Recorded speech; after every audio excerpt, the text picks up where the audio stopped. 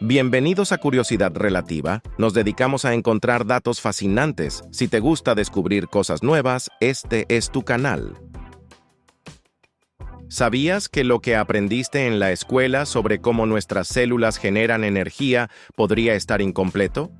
Durante décadas, los libros de texto han descrito a las mitocondrias como las centrales energéticas de la célula, explicando que producen energía mediante un proceso llamado fosforilación oxidativa, basado en un gradiente de protones.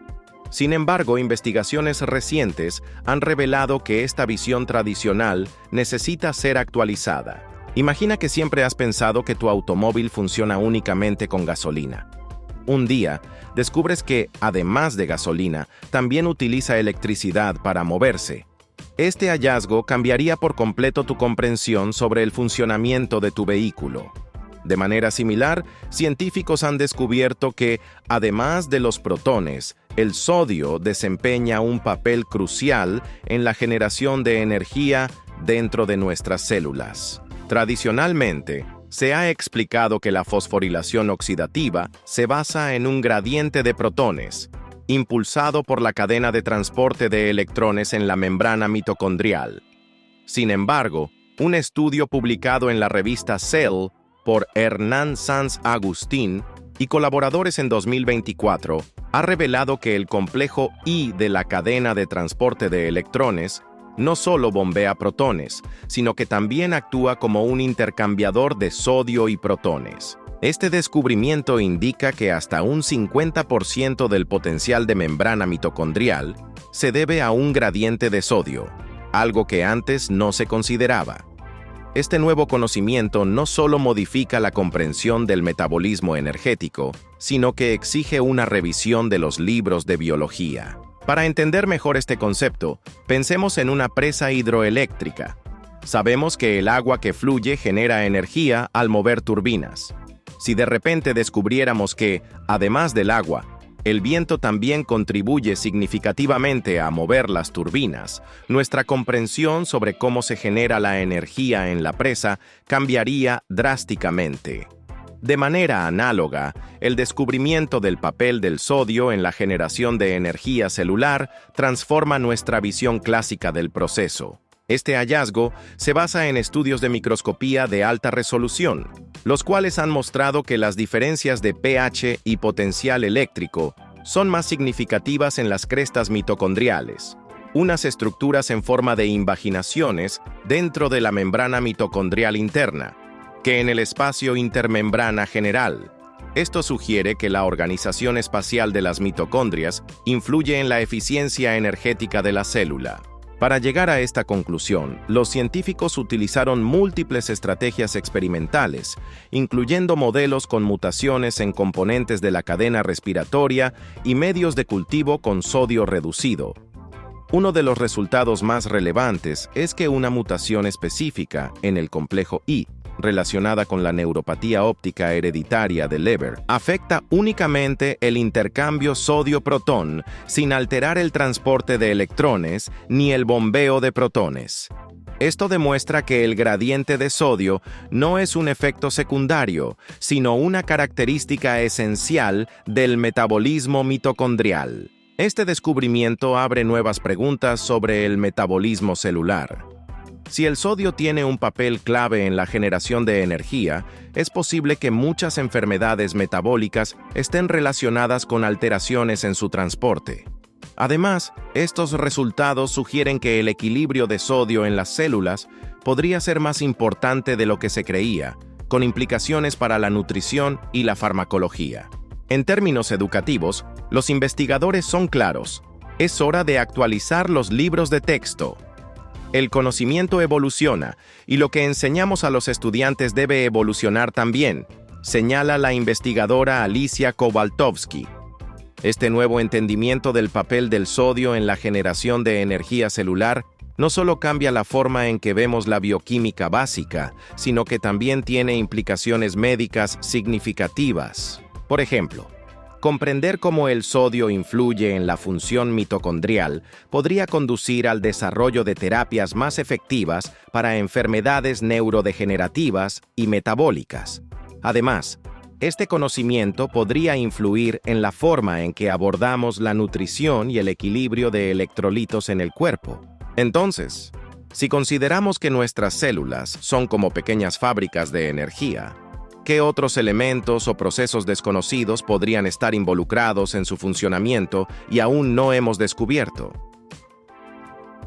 ¿Sabías que cuando una abeja te pica, en realidad está firmando su sentencia de muerte?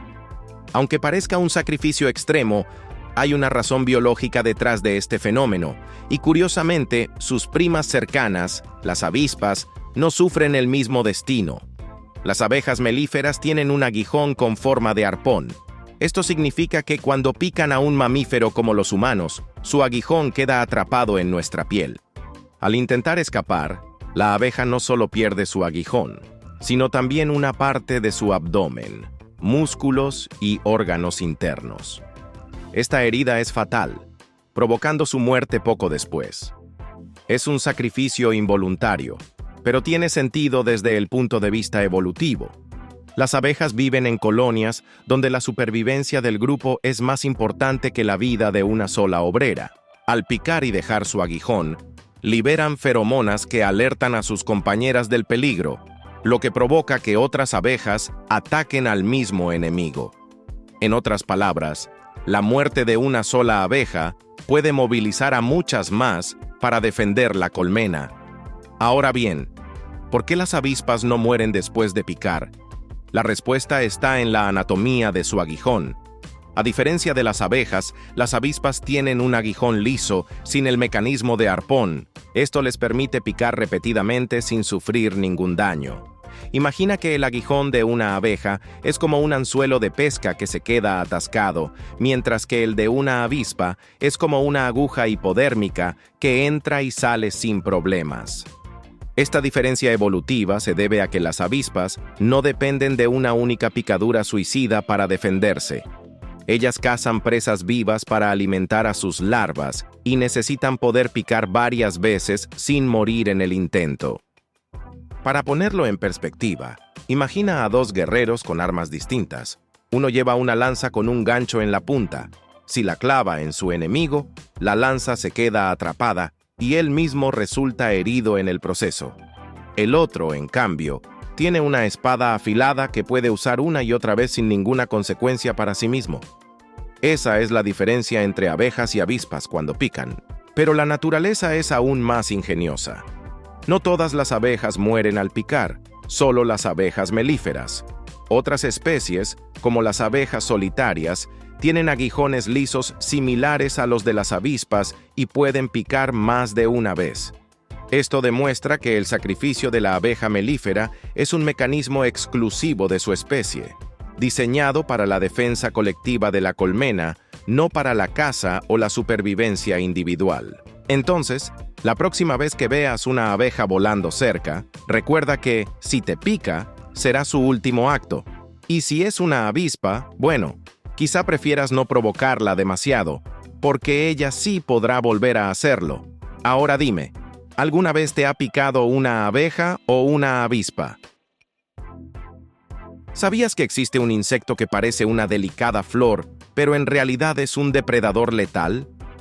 Se trata de la mantis orquídea, Hymenopus coronatus, una criatura maestra del camuflaje que ha evolucionado para engañar tanto a sus presas como a sus depredadores.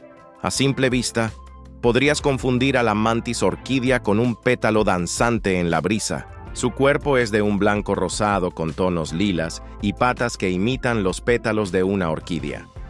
Este disfraz natural no es solo una cuestión estética, sino una estrategia de caza sumamente efectiva. En lugar de perseguir a sus presas, como lo haría un tigre o un lobo, la mantis orquídea espera pacientemente, inmóvil sobre una flor real o en algún lugar estratégico. Insectos polinizadores como mariposas, abejas y moscas se acercan confiados, creyendo que han encontrado un néctar delicioso. Pero en el instante en que la presa se posa, la mantis ataca con una velocidad fulminante, atrapándola con sus patas delanteras espinosas y devorándola viva. Este tipo de estrategia es lo que los biólogos llaman mimetismo agresivo. A diferencia del camuflaje tradicional, donde un animal se oculta para evitar ser visto, la mantis orquídea se esconde a plena vista, disfrazada de algo inofensivo para atraer a su comida. Imagina a un ladrón disfrazado de maniquí en una tienda. Nadie sospecha de él hasta que es demasiado tarde. Así funciona este insecto en su cacería. Pero su engaño no se detiene ahí. Investigaciones han demostrado que la mantis orquídea no solo se parece a una flor, sino que también emite reflejos de luz ultravioleta similares a los de las verdaderas orquídeas, lo que hace que los insectos la vean aún más atractiva. Es como si un falso cartel de comida rápida ofreciera hamburguesas gratis y, al llegar, descubrieras que en realidad es una trampa. Sin embargo, aunque es un cazador formidable, la mantis orquídea no está exenta de peligros. Sus principales depredadores son las aves, quienes no se dejan engañar tan fácilmente por su disfraz floral. Para evitar ser devorada, la mantis orquídea también recurre al camuflaje pasivo. Si se siente amenazada, se quedará completamente inmóvil, confiando en que su apariencia le permita pasar desapercibida. Si la amenaza persiste, incluso puede lanzar ataques defensivos o saltar para escapar. Otro aspecto fascinante de esta especie es su comportamiento en la fase juvenil. Las crías de mantis orquídea, en lugar de parecerse a flores, tienen colores oscuros y un aspecto que imita a las hormigas rojas. Este es otro ejemplo brillante de mimetismo, ya que las hormigas suelen ser evitadas por muchos depredadores debido a su agresividad y sabor desagradable. A medida que crecen y mudan de piel, adoptan su característica apariencia floral, perfeccionando su papel como depredadores disfrazados. Pensemos en esto en términos humanos. Si un ladrón disfrazado de maniquí es una comparación válida para su caza, su etapa juvenil sería similar a un niño que viste un uniforme de policía falso para evitar problemas en la calle. Es una estrategia de supervivencia que evoluciona con la edad. Esta increíble criatura es un recordatorio de cuán sorprendente puede ser la naturaleza. Cada detalle de su apariencia y comportamiento ha sido moldeado por la evolución para hacerla una cazadora eficiente y una experta del engaño. Ahora dime, si vieras una en la naturaleza, ¿pensarías que es una flor real o te darías cuenta de su engaño antes de que atrapara su próxima presa?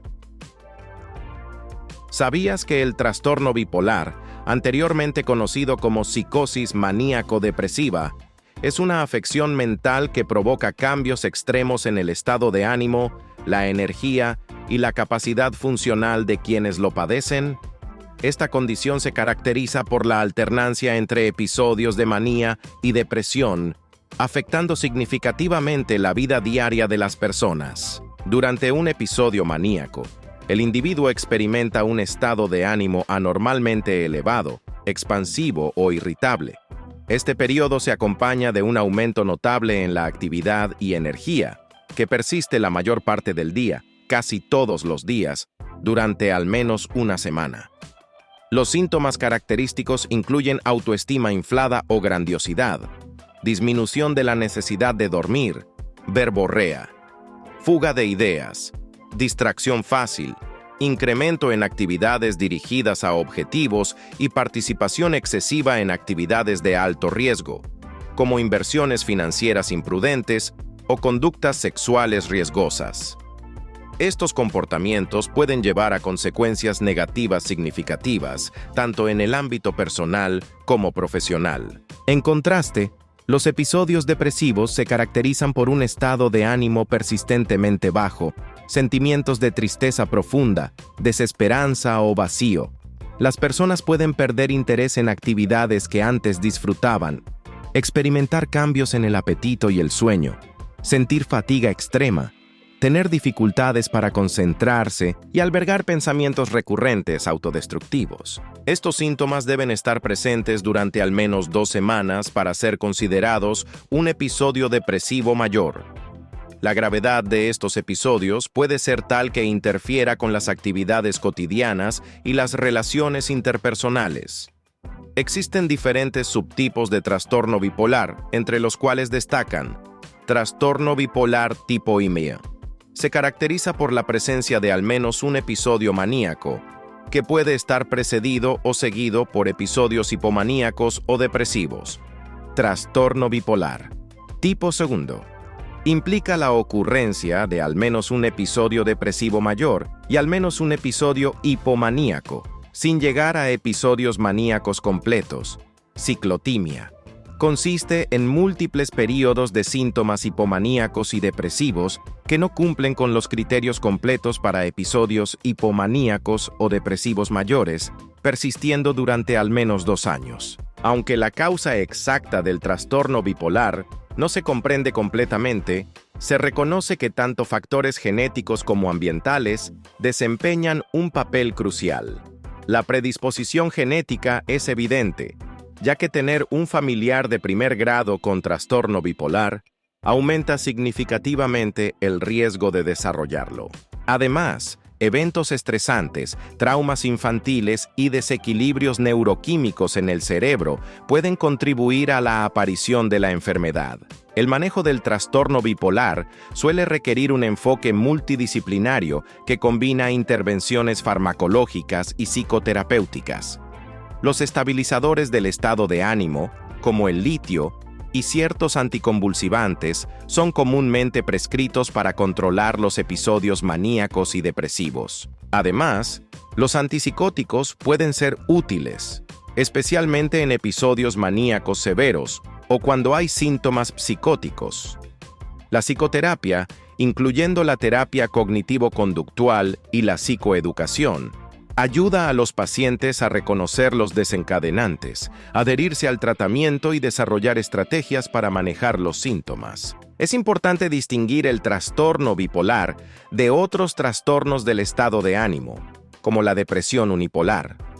Mientras que la depresión unipolar se caracteriza únicamente por episodios depresivos, el trastorno bipolar implica fluctuaciones entre estados de ánimo elevados y deprimidos. Esta alternancia es similar a una montaña rusa emocional, en contraste con la línea recta descendente que representa la depresión unipolar. El trastorno bipolar puede afectar diversas áreas de la vida de una persona, incluyendo las relaciones interpersonales, el desempeño laboral y la calidad de vida en general. Durante los episodios maníacos, la impulsividad y la toma de decisiones imprudentes pueden llevar a conflictos y problemas financieros. Por otro lado, los episodios depresivos pueden resultar en ausentismo laboral, aislamiento social y disminución de la productividad. Sin embargo, con un tratamiento adecuado y apoyo continuo, muchas personas con trastorno bipolar pueden llevar vidas plenas y productivas. Ahora que conoces más sobre el trastorno bipolar, ¿te has preguntado cómo podrías apoyar a alguien cercano que pueda estar enfrentando esta condición? ¿Sabías que en la mitología griega existen criaturas fascinantes llamadas centauros, que combinan la parte superior de un humano con el cuerpo y las patas de un caballo? Estas enigmáticas figuras han sido símbolo de la dualidad humana, representando tanto la sabiduría como los instintos más primitivos. Los centauros habitaban principalmente en las montañas de Tesalia, especialmente en el monte Pelión. Su origen mítico varía según las fuentes. Algunos relatos los describen como descendientes de Centauro, hijo de Ixión y Néfele, mientras que otros los consideran hijos de Apolo y Estilbe. Esta diversidad en su genealogía refleja la complejidad de su naturaleza híbrida. En la cultura griega, los centauros personificaban la lucha interna entre la razón y la pasión. Por un lado, se les asociaba con comportamientos salvajes y descontrolados, como en el famoso episodio de la boda de Pirito e Hipodamía. Durante esta celebración, los centauros, embriagados, intentaron raptar a la novia y a otras mujeres presentes, lo que desató una feroz batalla conocida como la Centauromaquia. Este conflicto simboliza el enfrentamiento entre la civilización, representada por los lápitas, y la barbarie, encarnada por los centauros. Sin embargo, no todos los centauros compartían este carácter indómito. Quirón, por ejemplo, es una excepción notable. A diferencia de sus congéneres, Quirón era conocido por su sabiduría, justicia y habilidades en medicina. Fue mentor de varios héroes griegos como Aquiles, Asclepio y Jasón. Su figura contrasta con la imagen típica del centauro salvaje, mostrando que, al igual que en los seres humanos, coexistían en ellos la racionalidad y los instintos primarios. La representación artística de los centauros ha evolucionado con el tiempo. Inicialmente, se les mostraba con un cuerpo humano completo, unido por la espalda al cuerpo de un caballo.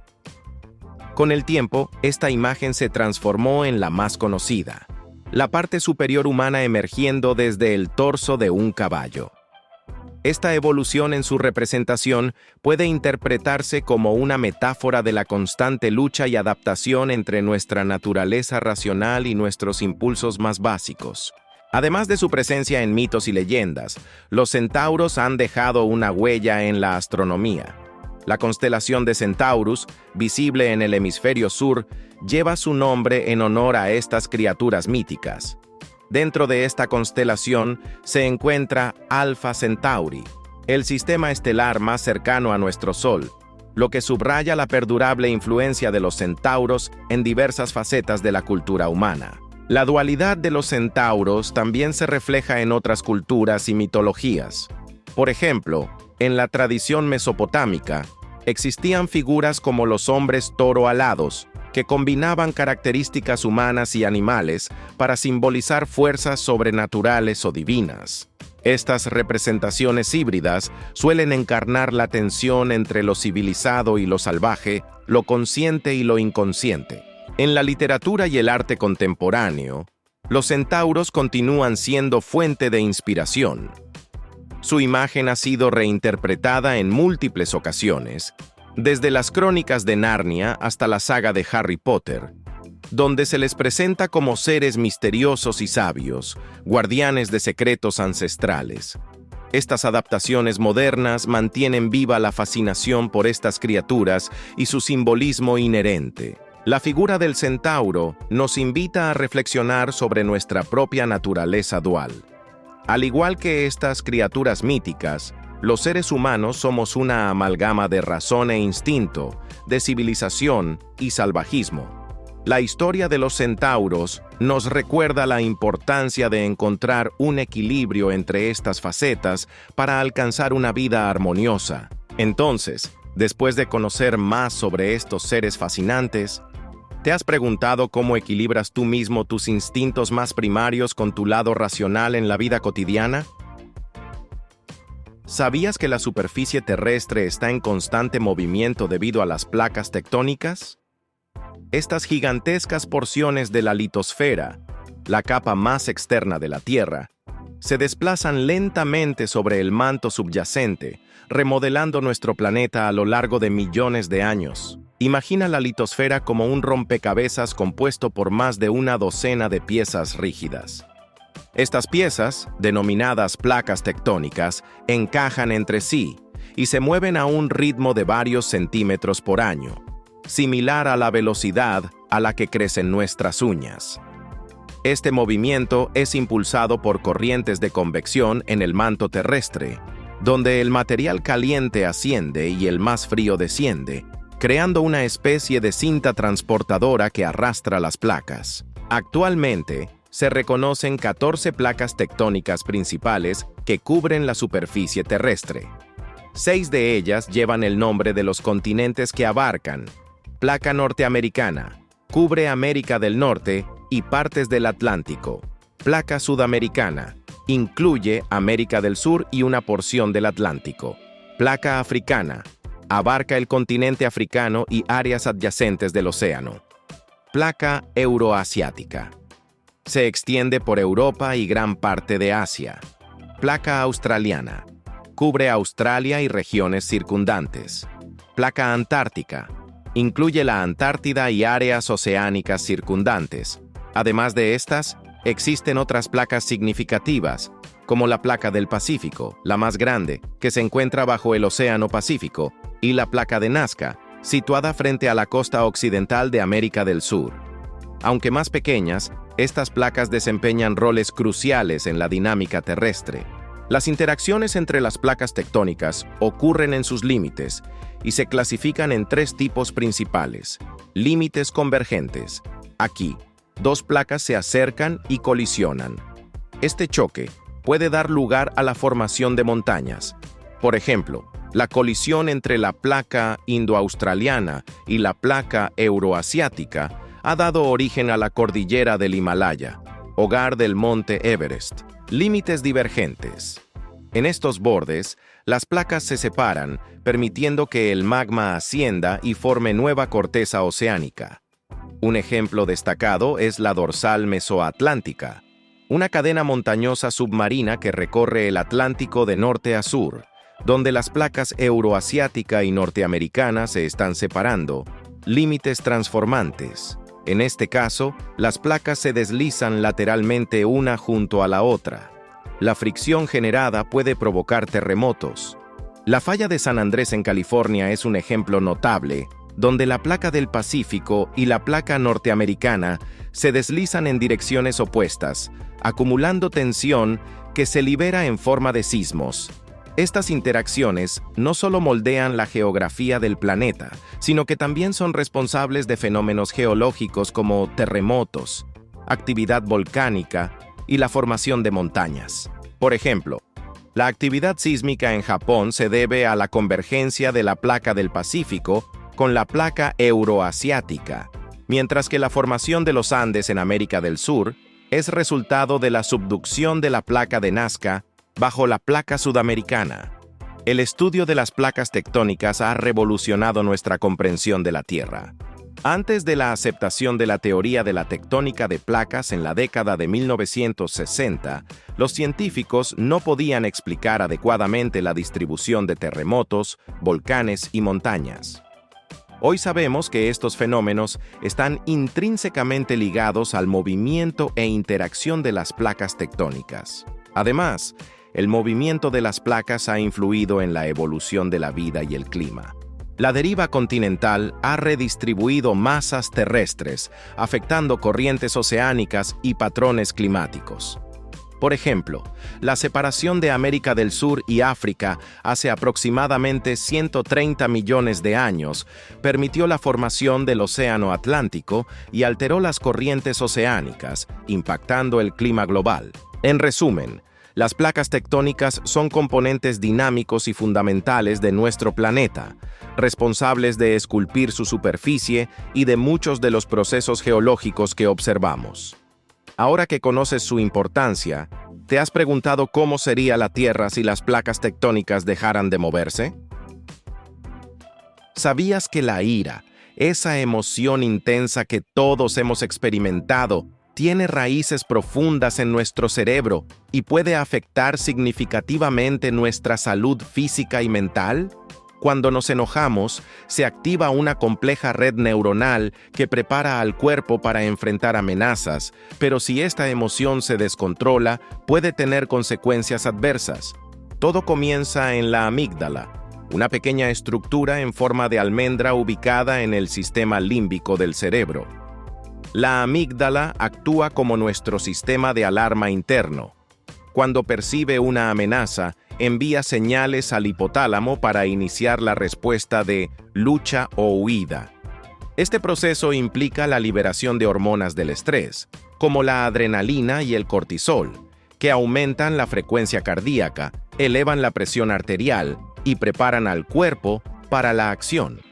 Es similar a cómo un sistema de seguridad doméstico detecta una intrusión y activa una serie de respuestas para proteger la casa. Sin embargo, a diferencia de un sistema de seguridad que se desactiva una vez que la amenaza ha pasado, nuestro cerebro necesita la intervención de la corteza prefrontal para regular la respuesta emocional. Esta región cerebral, responsable de funciones como la toma de decisiones y el control de los impulsos, evalúa la situación y, si determina que no hay un peligro real, envía señales para calmar la amígdala.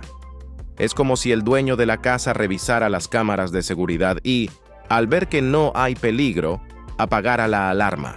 No obstante, cuando la ira se vuelve crónica o desproporcionada, este sistema puede desequilibrarse. Estudios han demostrado que la exposición prolongada a la ira puede provocar cambios estructurales en el cerebro, especialmente en áreas como el hipocampo y la amígdala, aumentando la susceptibilidad a trastornos como la depresión y la ansiedad. Es comparable al desgaste que sufre un vehículo que siempre se conduce a altas revoluciones. Con el tiempo, sus componentes se deterioran más rápidamente. Además de los efectos neurológicos, la ira tiene un impacto directo en nuestra salud cardiovascular. Investigaciones indican que episodios breves de ira pueden reducir la capacidad de los vasos sanguíneos para dilatarse, lo que restringe el flujo sanguíneo y aumenta el riesgo de aterosclerosis, infartos e ictus. Es como si las tuberías de una casa se estrecharan temporalmente debido a una alta presión, aumentando el riesgo de daños en el sistema de plomería. Por otro lado, la ira también puede afectar nuestro sistema digestivo. Durante un episodio de enojo, el cuerpo desvía energía de funciones no esenciales, como la digestión, hacia sistemas que preparan al cuerpo para la acción. Esto puede provocar problemas gastrointestinales, como calambres o diarrea. Es similar a cómo, en una situación de emergencia, una ciudad podría redirigir recursos de áreas menos críticas para enfrentar la crisis inmediata. A pesar de estos efectos negativos, la ira no es inherentemente mala. Cuando se maneja adecuadamente, puede servir como una fuerza motivadora para el cambio y la resolución de problemas. La clave está en regular esta emoción de manera efectiva. Técnicas como la atención plena, la meditación y la terapia cognitivo-conductual pueden ayudar a las personas a reconocer los desencadenantes de su ira y a responder de manera más adaptativa. Es como aprender a conducir un automóvil de alta potencia.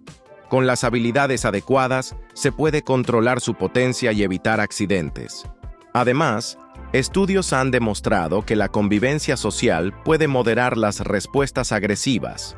Por ejemplo, investigaciones con ratones han revelado que aquellos que viven en entornos sociales tienden a mostrar menos agresividad, incluso cuando se activan las áreas cerebrales asociadas con la ira. Esto sugiere que las interacciones sociales positivas pueden actuar como un amortiguador contra las respuestas de ira.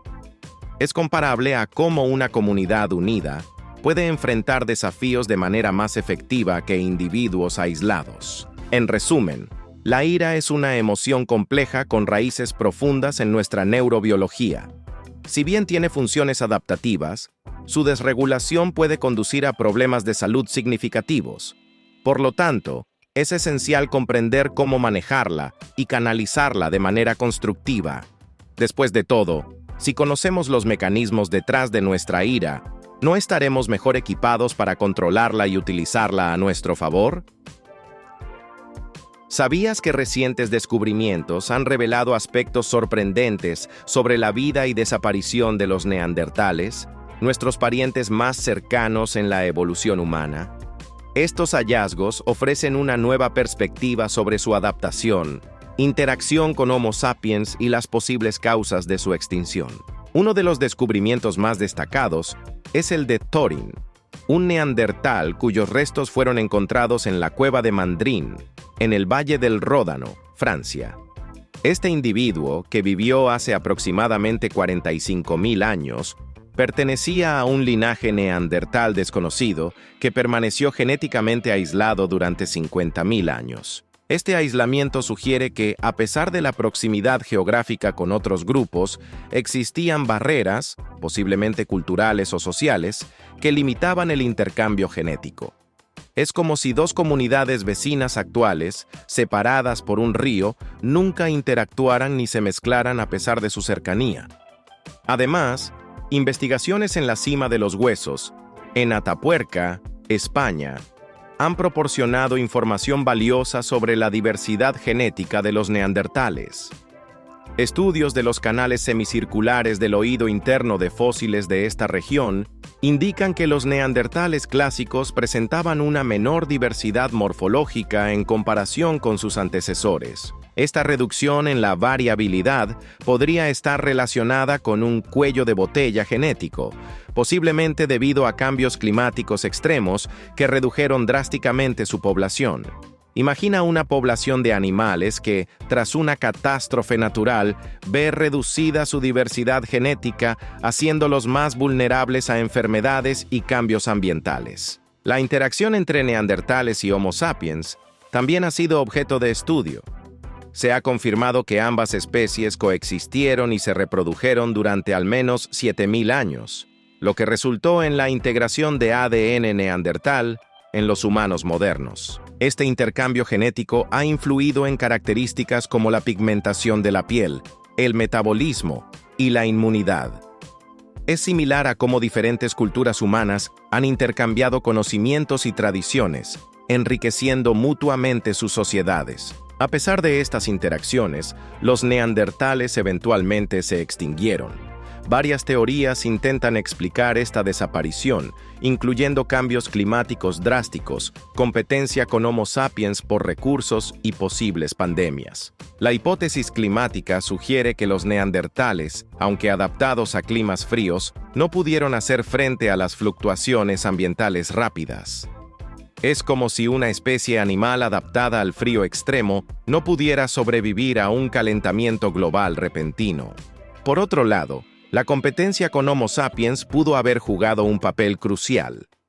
Los sapiens, con tecnologías más avanzadas y estructuras sociales complejas, podrían haber desplazado a los neandertales de sus territorios tradicionales. Imagina dos empresas compitiendo en el mismo mercado. La que innova constantemente y se adapta mejor a las demandas del consumidor tiene más probabilidades de prevalecer. Además, estudios sugieren que los neandertales vivían en grupos pequeños y aislados, lo que podría haber limitado su capacidad para adaptarse a cambios rápidos o enfrentar amenazas externas. Este aislamiento contrasta con la tendencia de Homo sapiens a formar redes sociales amplias y colaborativas. Es como comparar una aldea remota con una ciudad cosmopolita. La primera puede ser autosuficiente, pero la segunda tiene acceso a recursos y conocimientos más diversos. En resumen, la historia de los neandertales es un mosaico complejo de adaptación, interacción y eventual desaparición. Los recientes hallazgos nos invitan a reflexionar sobre las dinámicas que llevaron a su extinción y cómo factores como el aislamiento, la competencia y los cambios ambientales pueden influir en la supervivencia de una especie. ¿Qué lecciones podemos extraer de la historia de los neandertales para entender mejor nuestra propia evolución y adaptación en un mundo en constante cambio?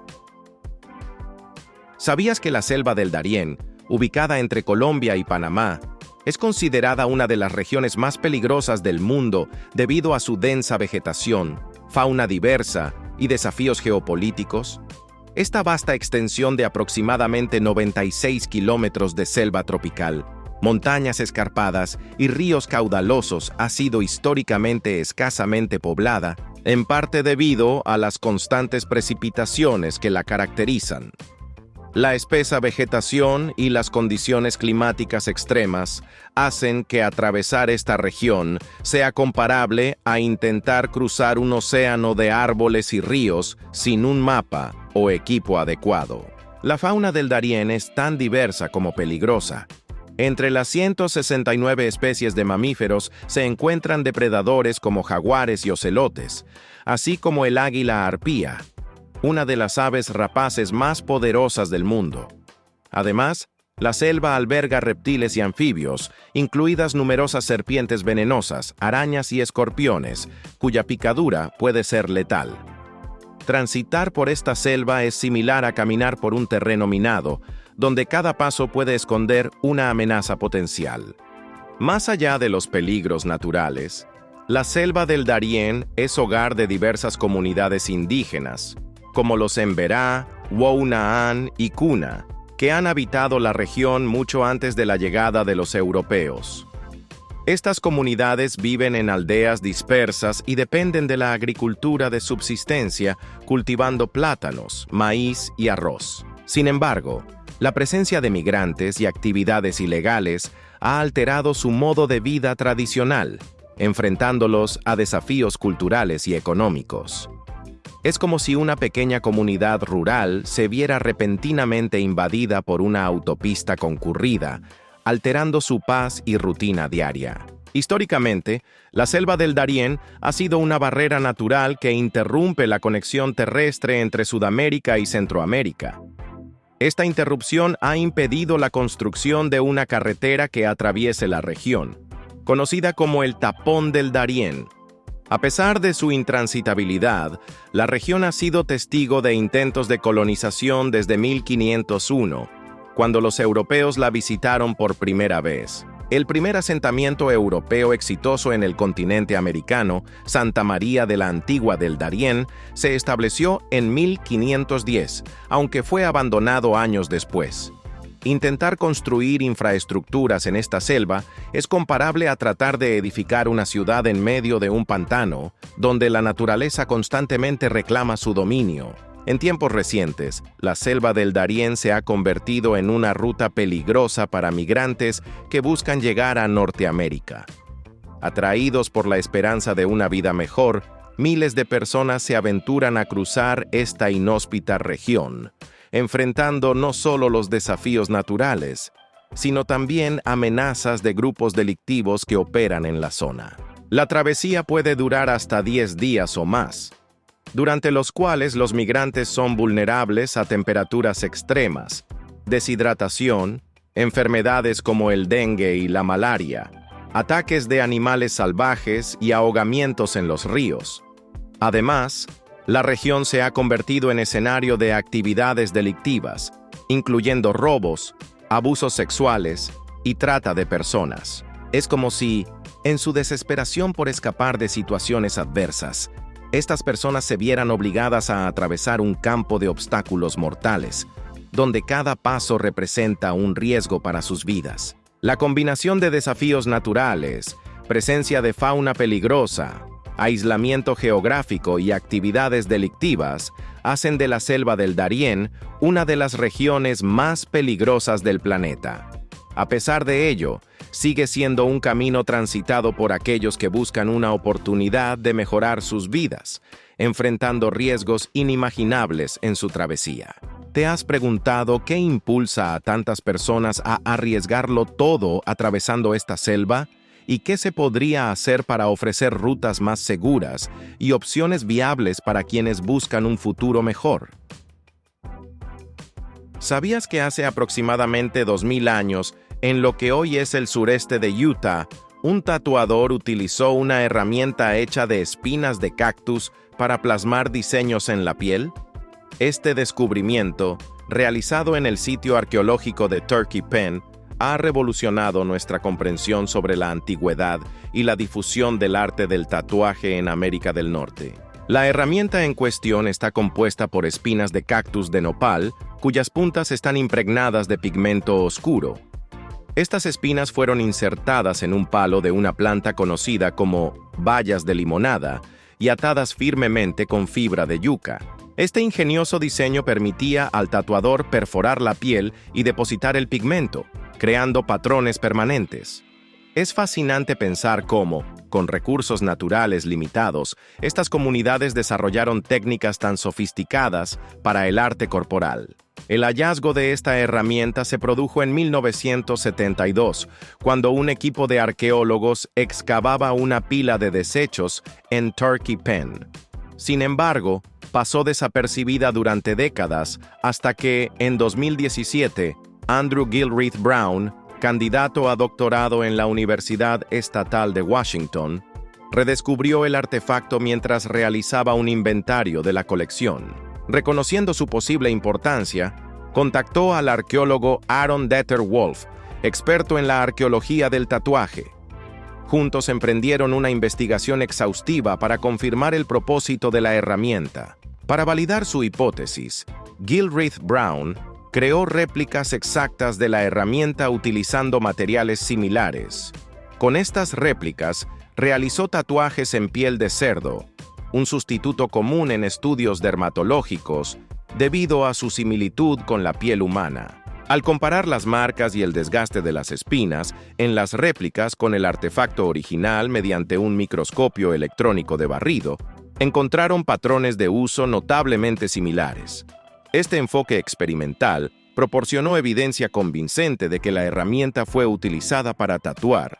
Este descubrimiento es significativo porque retrocede en 1000 años la evidencia más antigua conocida de tatuajes en el suroeste de Estados Unidos, situándola entre el 79 y el 130 d.C.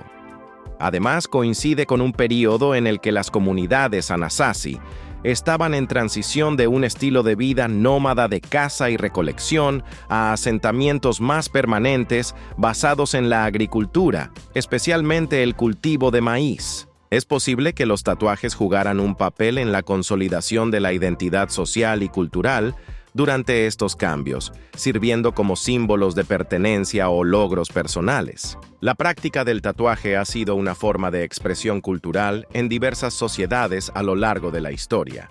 Sin embargo, con la llegada de los colonizadores europeos, muchas de estas tradiciones fueron reprimidas o desaparecieron. Este hallazgo no solo amplía nuestro conocimiento sobre las técnicas y herramientas utilizadas en el pasado, sino que también destaca la importancia del arte corporal en la identidad y cohesión social de las comunidades antiguas.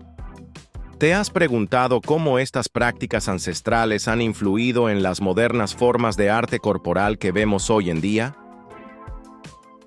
¿Sabías que la práctica de la anestesia en Occidente se remonta a la década de 1840? Cuando se comenzaron a utilizar sustancias como el óxido nitroso y el éter para eliminar el dolor durante procedimientos quirúrgicos?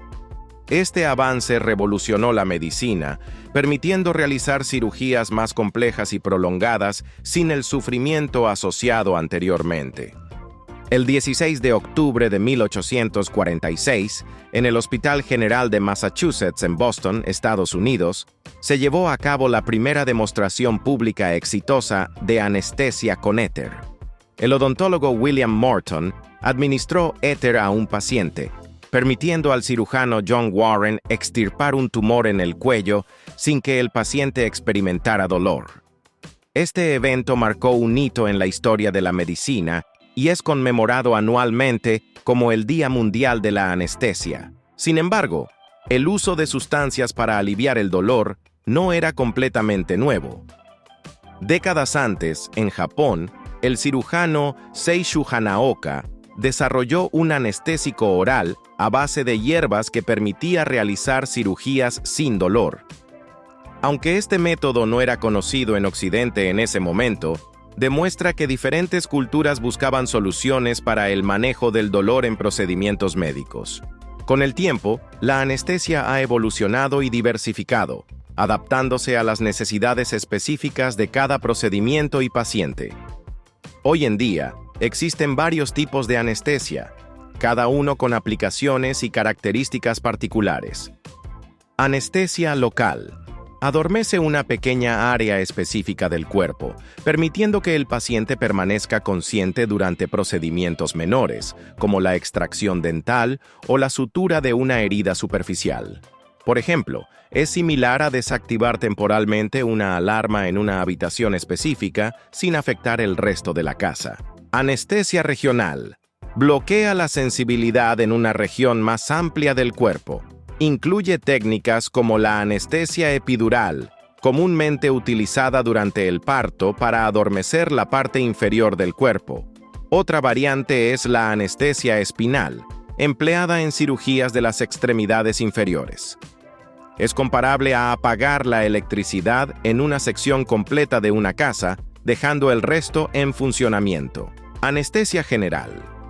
Induce un estado de inconsciencia total, haciendo que el paciente no sienta dolor ni tenga recuerdo del procedimiento. Se administra mediante inhalación de gases anestésicos o a través de medicamentos intravenosos. Este tipo de anestesia es esencial para cirugías mayores, como las intervenciones cardíacas o abdominales extensas. Es como poner todo el sistema de una casa en modo de suspensión, donde ninguna función está activa hasta que se reactiva. Sedación. Proporciona un estado de relajación y somnolencia, pero el paciente puede permanecer consciente. Se utiliza en procedimientos menos invasivos o diagnósticos, como endoscopias o colonoscopias. La sedación puede variar desde leve, donde el paciente está relajado pero consciente, hasta profunda, donde el paciente está al borde de la inconsciencia. Es similar a bajar la intensidad de las luces en una habitación, creando un ambiente tranquilo sin apagar completamente la iluminación. La elección del tipo de anestesia depende de diversos factores, incluyendo la naturaleza y duración del procedimiento, la salud general del paciente y sus antecedentes médicos. Antes de cualquier intervención, el anestesiólogo evalúa cuidadosamente estos aspectos para determinar la opción más segura y adecuada. Es importante destacar que, aunque la anestesia ha avanzado significativamente, no está exenta de riesgos. Posibles efectos secundarios incluyen náuseas, vómitos, reacciones alérgicas y, en casos raros, complicaciones más graves. Por ello, la monitorización constante durante y después de la administración de anestesia es esencial para garantizar la seguridad del paciente. A lo largo de los años, la anestesia ha transformado la práctica médica, permitiendo que procedimientos que antes eran impensables se realicen de manera rutinaria y segura. Desde sus inicios en el siglo XIX hasta las técnicas avanzadas de hoy, la anestesia continúa siendo un pilar fundamental en la medicina moderna. ¿Te has preguntado cómo sería la medicina actual sin los avances en anestesia y cómo enfrentaríamos procedimientos quirúrgicos complejos sin ella? ¿Sabías que el dengue es una enfermedad viral transmitida por la picadura de mosquitos infectados, especialmente el Aedes aegypti? Este mosquito, fácilmente reconocible por sus patas rayadas en blanco y negro, se encuentra comúnmente en áreas tropicales y subtropicales. Imagina que es como un pequeño tigre al acecho en zonas urbanas y rurales, esperando para picar durante el día. Cuando un mosquito Aedes aegypti pica a una persona infectada con el virus del dengue, se convierte en portador y puede transmitir el virus a otras personas a través de sus picaduras. Es similar a cómo un estudiante puede propagar un resfriado en una clase al interactuar con sus compañeros. Es importante destacar que el dengue no se transmite directamente de persona a persona, sino únicamente a través de la picadura de mosquitos infectados. Los síntomas del dengue suelen manifestarse entre 4 y 10 días después de la picadura del mosquito infectado. Las señales más comunes incluyen fiebre alta, alrededor de 40 grados Celsius, dolor de cabeza intenso, dolor detrás de los ojos, dolores musculares y articulares, náuseas, vómitos, agrandamiento de ganglios linfáticos y sarpullido. Es como si de repente te sintieras con una gripe muy fuerte que afecta todo tu cuerpo. Estos síntomas generalmente duran entre 2 y 7 días y la mayoría de las personas se recupera en 1 o 2 semanas. Sin embargo, en algunos casos, la enfermedad puede agravarse y requerir hospitalización. Las personas que se infectan por segunda vez tienen un mayor riesgo de que la enfermedad se vuelva más severa. Para prevenir el dengue, es fundamental protegerse de las picaduras de mosquitos.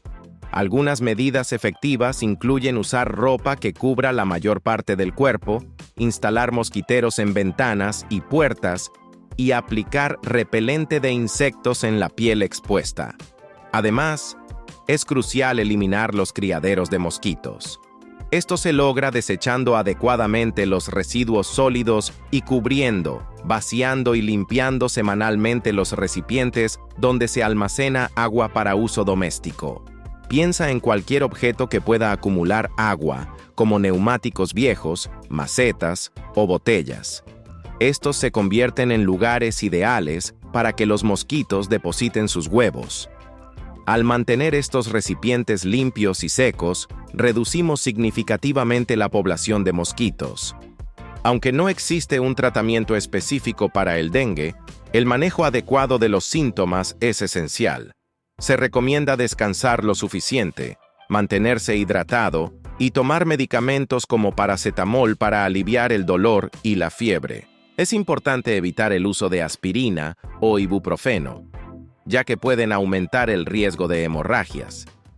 Si los síntomas empeoran o aparecen signos de alarma, como dolor abdominal intenso, vómitos persistentes o sangrado, es vital buscar atención médica de inmediato. En resumen, el dengue es una enfermedad transmitida por mosquitos que puede prevenirse tomando medidas sencillas en nuestro entorno y protegiéndonos de las picaduras. Mantener nuestros hogares y comunidades libres de criaderos de mosquitos es una responsabilidad compartida. ¿Te has preguntado qué acciones puedes implementar hoy mismo para reducir el riesgo de dengue en tu comunidad?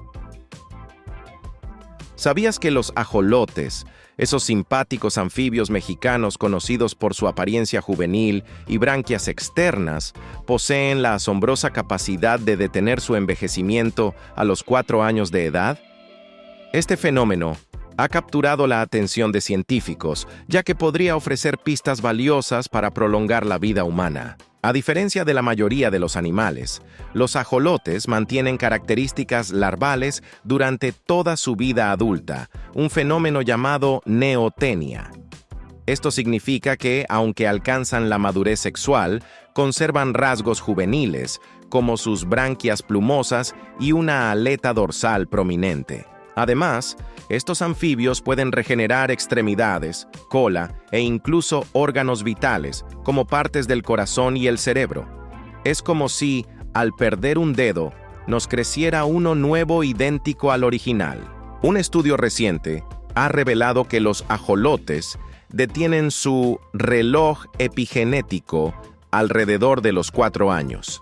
Este reloj epigenético mide la edad biológica de un organismo basándose en cambios químicos en el ADN que activan o desactivan genes en respuesta a factores como el estrés o la dieta. En los ajolotes, después de los 4 años, estos cambios se estabilizan, sugiriendo que su envejecimiento se detiene. Es como si un automóvil dejara de acumular millas en su odómetro después de cierto punto, sin importar cuánto más se conduzca. Para los humanos, el envejecimiento es un proceso inevitable que conlleva un declive físico y la aparición de enfermedades relacionadas con la edad. Sin embargo, al estudiar a los ajolotes, los científicos esperan descubrir mecanismos que podrían aplicarse en medicina regenerativa y terapias antienvejecimiento. Por ejemplo, comprender cómo los ajolotes regeneran sus tejidos sin formar cicatrices podría conducir al desarrollo de tratamientos que permitan a los humanos reparar órganos dañados o incluso regenerar extremidades perdidas. Imagina poder recuperar la funcionalidad completa de una pierna amputada, tal como lo hace un ajolote. Además, los ajolotes tienen una cantidad muy reducida de células senescentes, también conocidas como células zombies. Estas células han dejado de dividirse y contribuyen a la inflamación y al deterioro relacionado con la edad en los humanos. Estudiar cómo los ajolotes manejan estas células podría ofrecer estrategias para reducir la inflamación crónica y mejorar la salud en la vejez. Es como si pudiéramos eliminar o rejuvenecer las partes desgastadas de una máquina para que funcione como nueva. La investigación sobre los ajolotes no solo se centra en su capacidad para detener el envejecimiento, sino también en su sorprendente habilidad para aceptar trasplantes de órganos sin rechazo. Este aspecto podría revolucionar los procedimientos de trasplante en humanos, reduciendo la necesidad de inmunosupresores y mejorando la calidad de vida de los pacientes. Es comparable a poder intercambiar piezas entre diferentes modelos de dispositivos sin que haya incompatibilidades. Sin embargo, es importante destacar que, aunque los ajolotes ofrecen un modelo fascinante, trasladar sus capacidades a los humanos presenta desafíos significativos. La biología humana es mucho más compleja y lo que funciona en un ajolote no necesariamente será aplicable directamente en personas. Aún así, estos estudios abren nuevas vías de investigación que podrían, en el futuro, conducir a avances en la medicina regenerativa y en estrategias para retrasar el envejecimiento. En resumen, los ajolotes nos enseñan que el envejecimiento no es un proceso uniforme en todas las especies. Su capacidad para detener su reloj biológico y regenerar tejidos ofrece esperanza para desarrollar terapias que mejoren la calidad de vida humana. ¿Te imaginas un futuro donde podamos aplicar estos conocimientos para retrasar nuestro propio envejecimiento y regenerar órganos dañados? ¿Sabías que las mujeres suelen sentir más frío que los hombres debido a diferencias en su metabolismo y composición corporal? Esta percepción no es solo una cuestión de preferencia personal, sino que tiene bases científicas que explican por qué, en general, las mujeres tienden a ser más sensibles a las bajas temperaturas. Uno de los factores clave es el metabolismo basal, que es la cantidad de energía que nuestro cuerpo utiliza en reposo para mantener funciones vitales como la respiración y la circulación sanguínea. Los hombres, por lo general, tienen una mayor masa muscular, lo que les permite quemar más calorías incluso cuando están descansando. Este proceso genera más calor interno, ayudándoles a mantener una temperatura corporal más elevada. Imagina que el cuerpo es como un horno. Cuanta más leña, músculo tenga, más calor producirá. En contraste, las mujeres suelen tener menos masa muscular y más grasa subcutánea. Aunque la grasa actúa como aislante, no produce calor. Por lo tanto, las mujeres generan menos calor interno, lo que puede hacer que sientan frío con mayor facilidad. Además, la superficie corporal en relación con el volumen también juega un papel importante.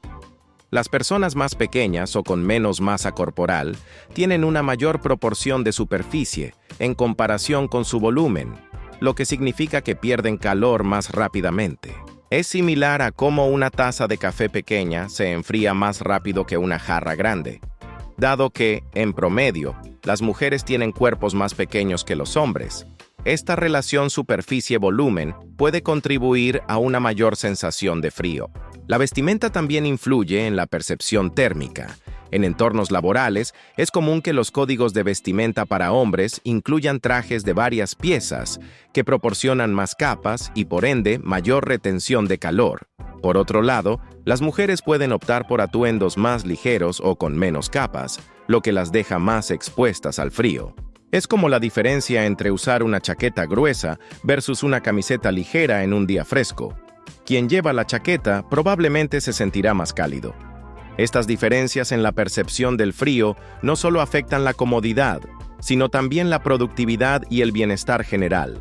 Un estudio realizado por el economista Tom Chang de la Universidad del Sur de California encontró que las mujeres tienden a rendir mejor en tareas cognitivas, como matemáticas y verbales, cuando se encuentran en ambientes más cálidos. Por el contrario, los hombres mostraron un mejor desempeño en entornos más frescos. Esto sugiere que ajustar la temperatura en espacios compartidos podría beneficiar a todos. Es como encontrar un punto medio en el termostato que permita que todos se sientan cómodos y puedan trabajar de manera eficiente. Además, la exposición constante al frío puede tener implicaciones para la salud. Por ejemplo, el fenómeno de Raynaud es una condición en la cual los vasos sanguíneos de los dedos de las manos y los pies reaccionan de manera exagerada al frío, causando cambios de color y molestias. Esta afección es más común en mujeres y puede ser desencadenada por temperaturas bajas. Es como si las tuberías de una casa se estrecharan con el frío, limitando el flujo de agua.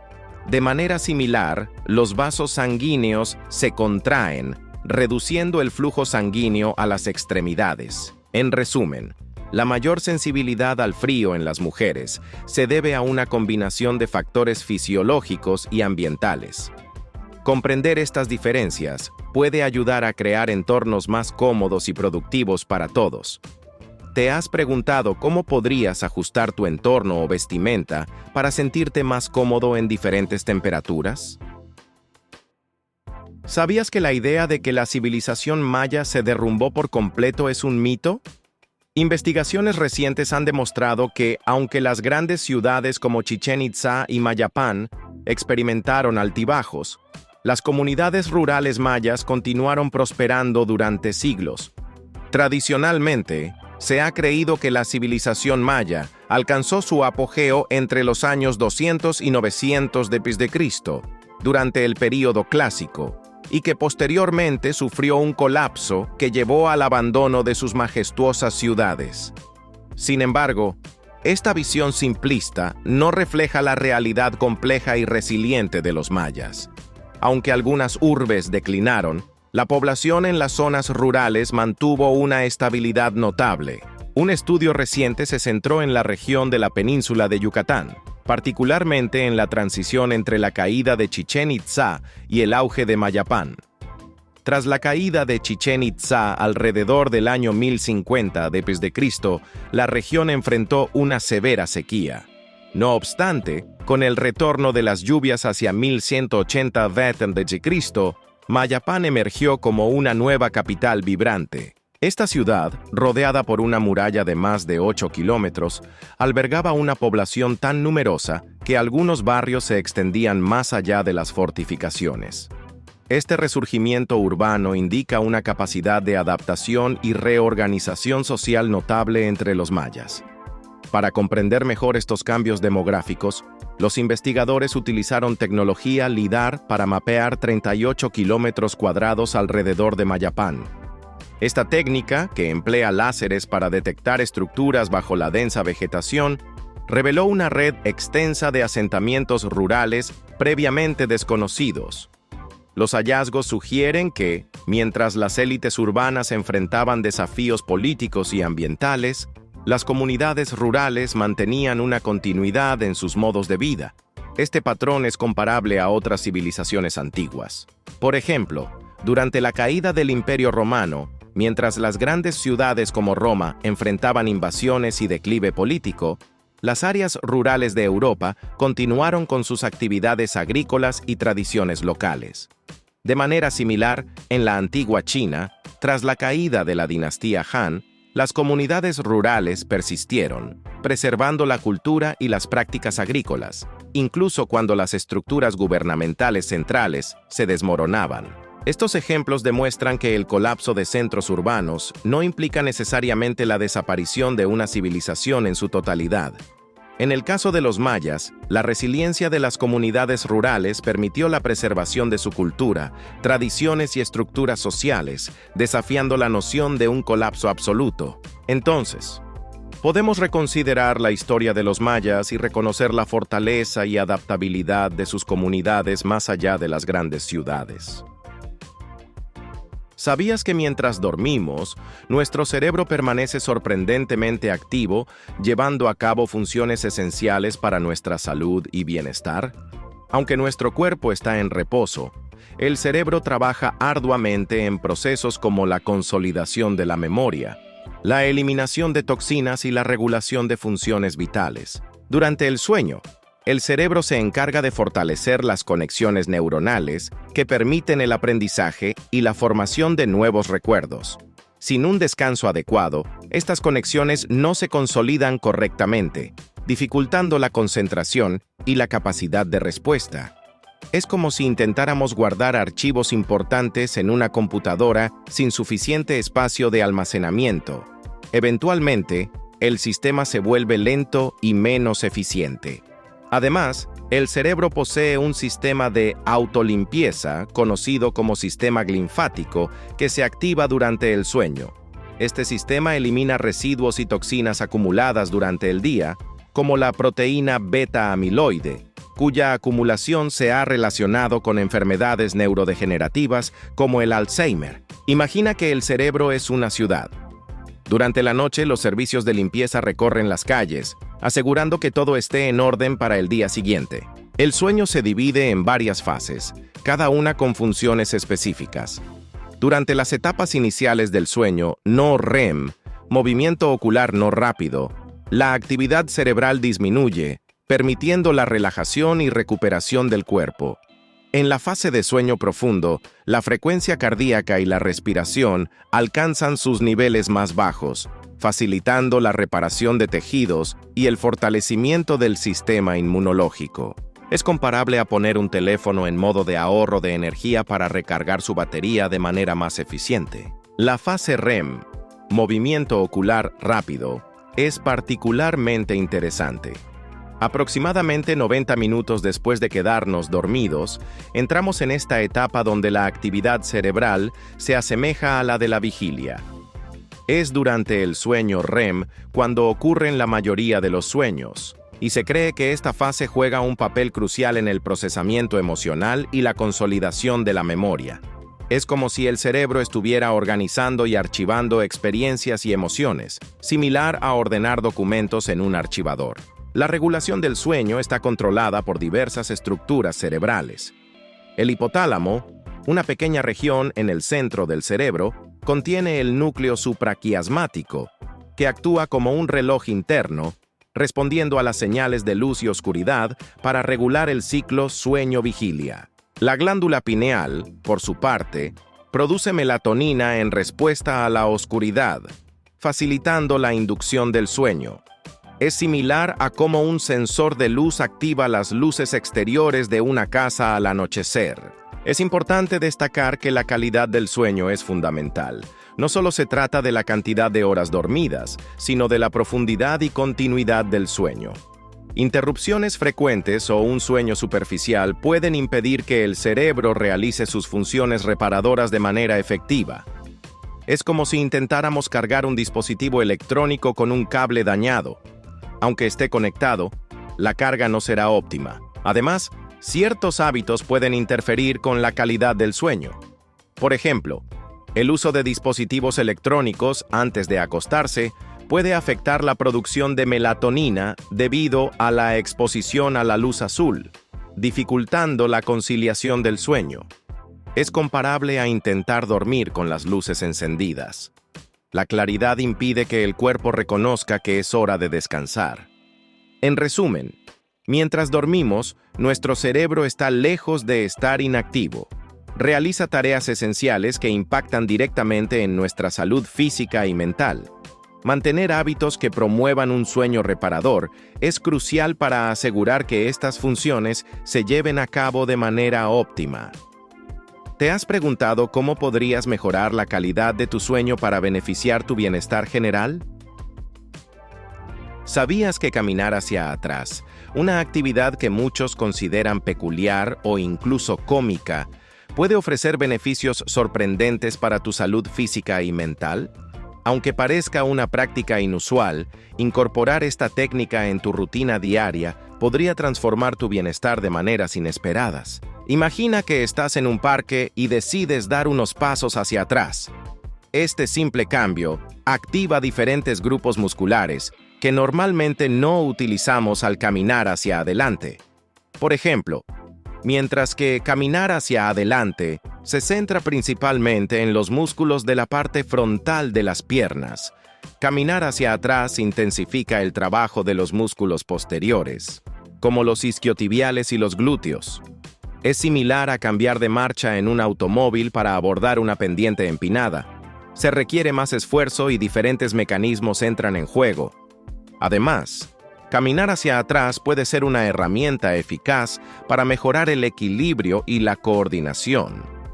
Al no poder ver directamente hacia dónde te diriges, tu cerebro debe procesar más información sensorial para mantener la estabilidad. Esto fortalece la conexión entre la mente y el cuerpo, mejorando la propiocepción, que es la conciencia de la posición de tu cuerpo en el espacio. Es como cuando aprendes a andar en bicicleta. Al principio, requiere mucha concentración, pero con el tiempo, mejora tu equilibrio y coordinación general. Sorprendentemente, esta práctica también puede tener un impacto positivo en la función cognitiva.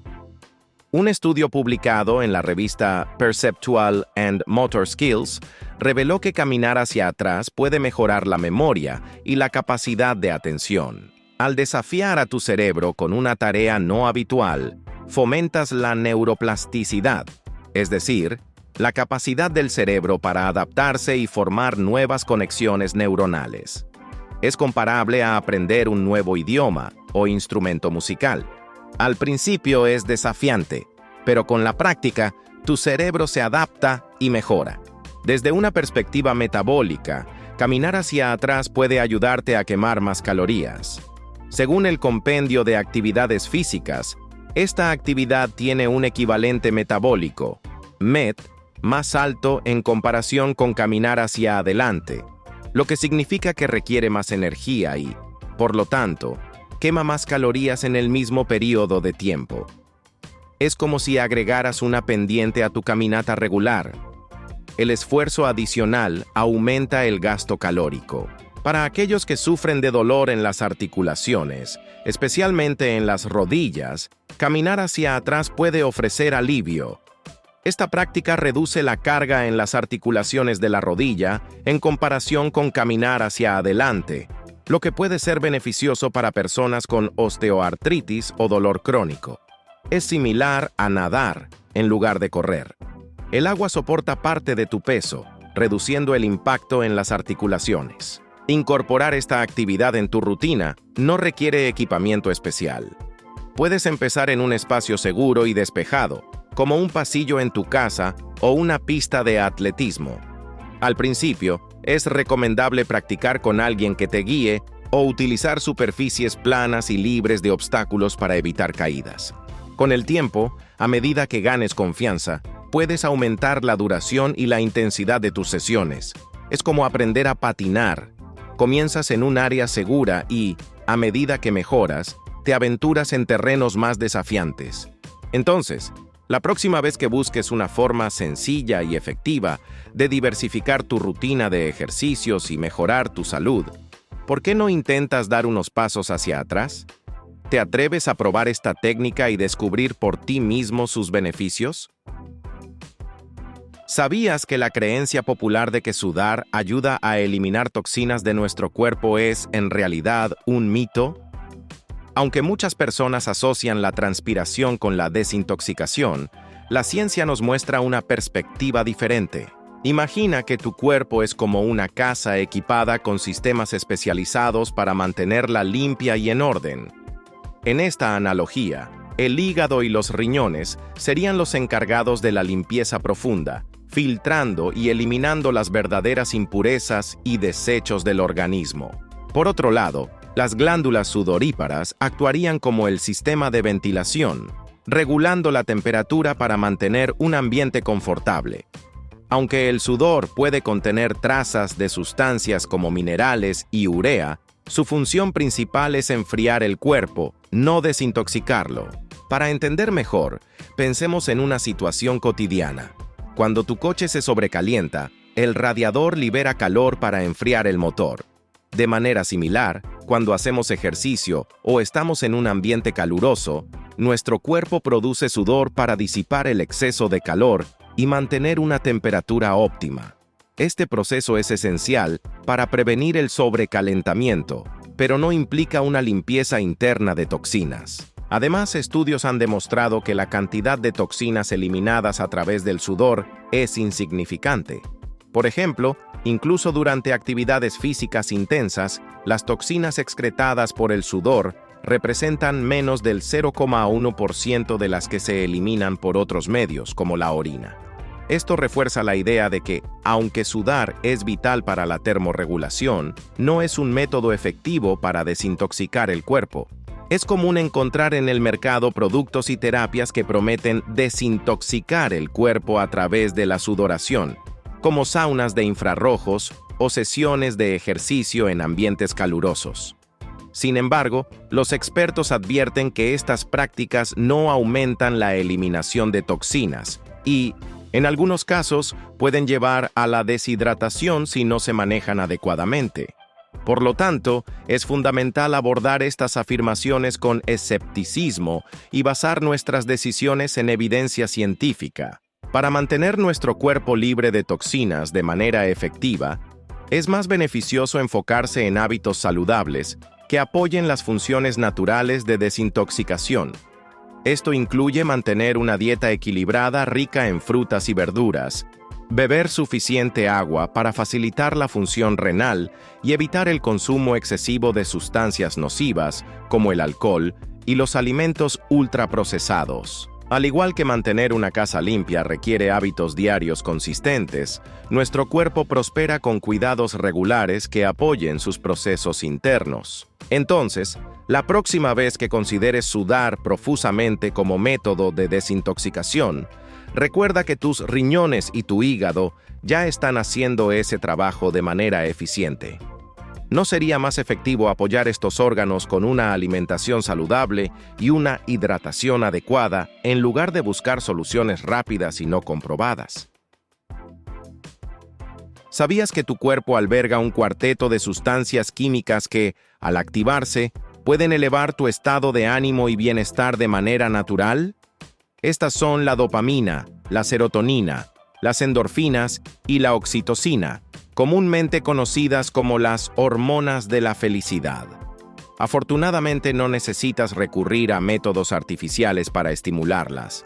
Actividades cotidianas pueden desencadenar su liberación y mejorar tu calidad de vida. Dopamina, la recompensa interna. La dopamina es el neurotransmisor asociado con el placer y la motivación. Imagina la sensación de satisfacción al completar una tarea pendiente o al saborear tu comida favorita. Esa es la dopamina en acción. Para aumentar sus niveles, establece metas alcanzables y celébralas al lograrlas. Por ejemplo, si disfrutas de la jardinería, plantar una nueva flor y verla crecer puede proporcionarte esa gratificación inmediata. Además, consumir alimentos ricos en tirosina, como el pollo, los lácteos, los aguacates y las semillas de sésamo, puede contribuir a la producción de dopamina en tu cerebro. Serotonina. El regulador del ánimo. La serotonina influye en nuestro estado de ánimo, apetito y sueño. Piensa en la calma que sientes después de una caminata al aire libre en un día soleado. Esa tranquilidad se debe, en parte, a la serotonina.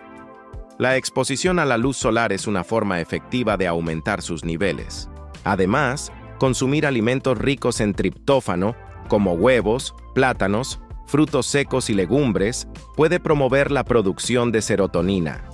Practicar ejercicio regularmente y mantener hábitos de sueño saludables también son estrategias clave para equilibrar esta hormona. Endorfinas. Los analgésicos naturales. Las endorfinas actúan como analgésicos naturales, proporcionando sensaciones de euforia y bienestar. Si alguna vez has experimentado la alegría después de una sesión de ejercicio intenso o te has reído hasta que te duelen los músculos, has sentido los efectos de las endorfinas. Actividades como bailar, escuchar música que te apasiona o incluso disfrutar de una comida picante pueden desencadenar su liberación. La risa, en particular, es una poderosa aliada. Compartir momentos divertidos con amigos no solo fortalece lazos sociales, sino que también eleva tus niveles de endorfinas. Oxitocina, el lazo afectivo. Conocida como la hormona del amor, la oxitocina fortalece los vínculos sociales y genera sentimientos de confianza y empatía. El simple acto de abrazar a un ser querido, acariciar a tu mascota o dedicar tiempo de calidad a tus amigos puede aumentar la liberación de oxitocina. Además, actividades como cantar en grupo o participar en proyectos comunitarios fomentan la conexión social y, por ende, elevan los niveles de esta hormona. Incorporar estas prácticas en tu rutina diaria no requiere cambios drásticos. Pequeñas acciones como disfrutar de una comida nutritiva, salir a caminar bajo el sol, reír con amigos o establecer metas personales pueden tener un impacto significativo en tu bienestar emocional. Al priorizar estas actividades, no solo mejoras tu estado de ánimo, sino que también fortaleces tus relaciones y tu salud en general. Entonces, considerando lo accesible y beneficioso que es activar estas hormonas de la felicidad, ¿qué pequeñas acciones podrías incorporar hoy mismo para mejorar tu bienestar y cultivar una vida más plena? ¿Sabías que sumergirte en agua helada puede provocar una serie de reacciones en tu cuerpo que van desde un choque inicial hasta posibles beneficios para la salud? Aunque esta práctica ha ganado popularidad recientemente, especialmente durante los confinamientos de 2020, es esencial entender cómo afecta realmente al organismo. Imagina que decides darte un chapuzón en aguas frías. Al entrar, tu cuerpo experimenta lo que los fisiólogos denominan respuesta de choque frío. Los receptores de temperatura en la piel detectan el agua helada, causando una constricción de los vasos sanguíneos en las extremidades, para conservar el calor en el núcleo del cuerpo. Esto provoca una respiración entrecortada y un aumento acelerado del ritmo cardíaco. Es como si de repente te lanzaran un cubo de agua fría. Tu reacción inmediata es un jadeo y una sensación de alerta extrema. Algunos entusiastas afirman que las inmersiones en agua fría pueden mejorar la presión arterial, aumentar el metabolismo y beneficiar la salud mental. Sin embargo, los expertos señalan que, aunque estas prácticas tienen una larga historia, especialmente en regiones como Escandinavia, la evidencia científica que respalda estos beneficios es limitada. Por ejemplo, aunque la exposición al frío puede liberar endorfinas y dopamina, lo que podría mejorar temporalmente el estado de ánimo, no hay suficientes estudios concluyentes que demuestren beneficios a largo plazo en la salud mental. Es crucial tener en cuenta que las inmersiones en agua helada no están exentas de riesgos. François Amann, fisiólogo de la Universidad de Ottawa, advierte que los cambios extremos de temperatura y la sobrecarga del sistema cardiovascular pueden provocar infartos e incluso la muerte. La respuesta inicial al frío puede ser tan intensa que, si no se maneja adecuadamente, podría llevar a una parada cardíaca. Por lo tanto, es fundamental que quienes deseen practicar esta actividad lo hagan con precaución y estén bien informados. Para aquellos interesados en experimentar los posibles beneficios de las inmersiones en agua fría, se recomienda comenzar de manera gradual. Por ejemplo, alternar entre duchas calientes y frías puede ayudar al cuerpo a adaptarse lentamente a las bajas temperaturas. Además, siempre es aconsejable consultar con un profesional de la salud antes de iniciar cualquier práctica que implique cambios drásticos en la temperatura corporal. Entonces, considerando tanto los posibles beneficios como los riesgos asociados, ¿te atreverías a sumergirte en aguas heladas para experimentar sus efectos en tu propio cuerpo? Gracias por ver el video de hoy. Esperamos que te haya gustado, si fue así. No olvides suscribirte y activar la campanita de notificaciones para que YouTube te avise cuando subamos nuevo video.